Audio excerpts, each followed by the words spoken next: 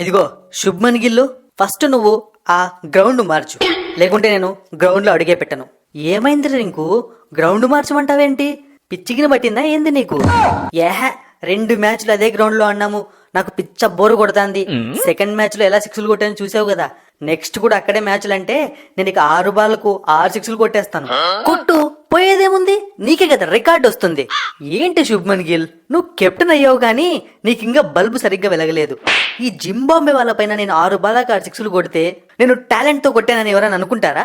అందరూ ఏదో ఫ్లూక్ లో కొట్టేశాడు, చిన్న టీం పైన కొట్టారు అంటారు. అందుకే ఏదైనా పెద్ద టీం కోసం వెయిట్ చేస్తున్నా. అందుకే నువ్వు గ్రౌండ్ మార్చేయి. ఇదిగో ఇప్పుడిప్పుడు గ్రౌండ్ మార్చాలి, బ్యాట్స్మెన్ ను మార్చాలి, బౌలర్ ను మార్చాలి అంటే నా వల్ల కాదు. కావాలంటే ఆ జింబాంబే కెప్టెన్ సికింద్ర అని ఉన్నాడు, అడుక్కో. ఏంటి రింకు, ఏంటి నీ బాధ? అన్నా ఫస్ట్ కొద్దిసేపు బ్రేక్ ఇద్దాం మన డిస్కషన్ కు. నీకు తెలుగు ఇంత బాగా ఎట్లొస్తుంది నాకు అర్థం కావట్లే. ఏహే, నాకెందుకు రాదు, నేను ఇండియన్నే కదా. ఏదో మన దగ్గర ఛాన్సులు లేక ఇక్కడికి వచ్చి క్రికెట్ ఆడుకుంటున్నా. ఏంది సికిందర్ అన్నా, నువ్వు ఇండియనా? యా ఊరు నీది? ఏ నీది తినాలే నాది తినాలే అన్నా. నాది తినాలి కాదు, నాది పంజాబ్ అన్నా. బాబు నువ్వేంట్రా ఇలా ఉన్నావు, టాపర్ అయింది స్కూల్లో. నాది కూడా పంజాబే అని చెప్తున్నా. ఇక ఆపుతారా మీ తెనాలి వాళ్ళ పంచాయతీ? ఇక నా పంచాయతీకి వస్తాను. చెప్పు, నీ బాధ ఏంటి? గ్రౌండ్ మార్చాలంటున్నావంట, అలా ఎలా మారుస్తారు? రూల్స్ ప్రకారం ఆ గ్రౌండ్ సెట్ చేశారు, ఆ గ్రౌండ్ లోనే ఆడాలి.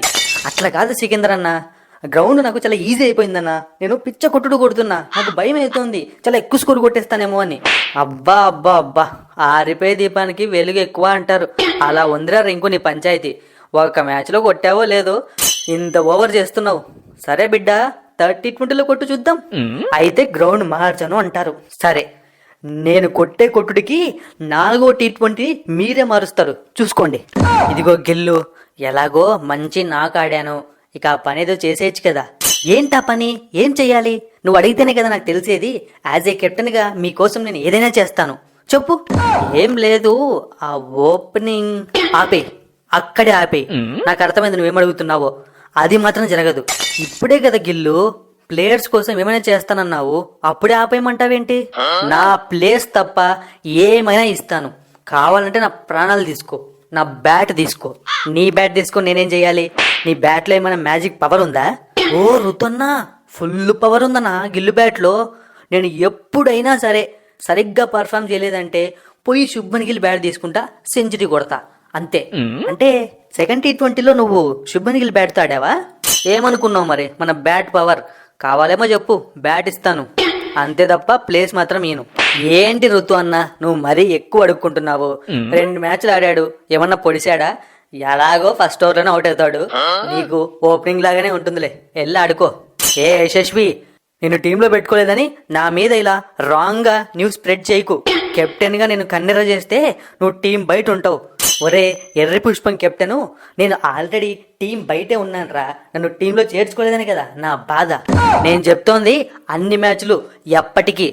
నువ్వు ఊరికే ఉండు గిల్లు. ఏదో ఇప్పుడు సీనియర్ ప్లేయర్స్ లేరు కాబట్టి నిన్ను కెప్టెన్ చేశారు. ఏదో లైఫ్ లాంగ్ నువ్వే టీమిండియా కెప్టెన్ అన్నట్టు బిల్డప్ ఇస్తున్నావు. ఈ సిరీస్ అయిపోకపోదు, మళ్ళీ మనం వెళ్ళకపోము. చెప్తా నీ పని. ఋతు అన్నా, నువ్వేంటి నా డైలాగ్ కూడా నువ్వే కొట్టేస్తున్నావు? నాకు ఛాన్స్ ఇవ్వాలి కదా. నీది నాది ఒకే గోల కదా.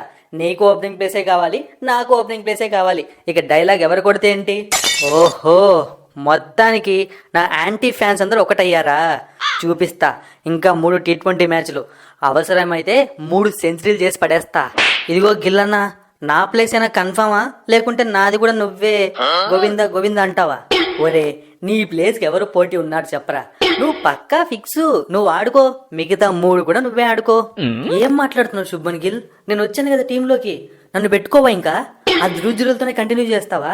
ఆ ధ్రువజులను తీసేయకుంటే ఈ రియాన్ పరాగ్ అన్నా తీసేయి. శాంసన్ అన్న, మన ఇద్దరం ఒకే టీం అన్న ఐపీఎల్లో, మన ఇద్దరం కలిసి ఎన్ని రన్నులు కొట్టాము. నా ప్లేస్ కి సరిపెట్టవేందన్నా నువ్వు?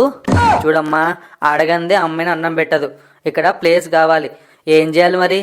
అందుకని చెప్పి నా ప్లేస్ అన్న, ఇది మరి ఘోరం అన్నా. ఆపండి మీ ఎమోషనల్ డ్రామా. అయినా సంజు శాంసన్ అన్న వస్తే నువ్వెందుకు పక్కకు పోతావరా? ఆ ధ్రువజుడు పక్కకు పోతాడు. సంజు శాంసన్ అన్న వస్తాడు టీంలోకి, నువ్వు కూడా ఉంటావు, ఇద్దరు కలిసి ఆడుకోండి. సంజు అన్న, ఇక మనం దుమ్ము లేపేద్దాం.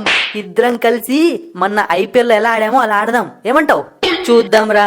ఆ అభిషేక్ శర్మ గాడు, రుతురాజ్ గాడు, ఈ శుభ్మన్ గిల్ గాడు మనకు బ్యాటింగ్ ఛాన్స్ ఇస్తారో లేదో. జింబాబే బౌలింగ్ చాలా వీక్ గా కనిపిస్తోంది.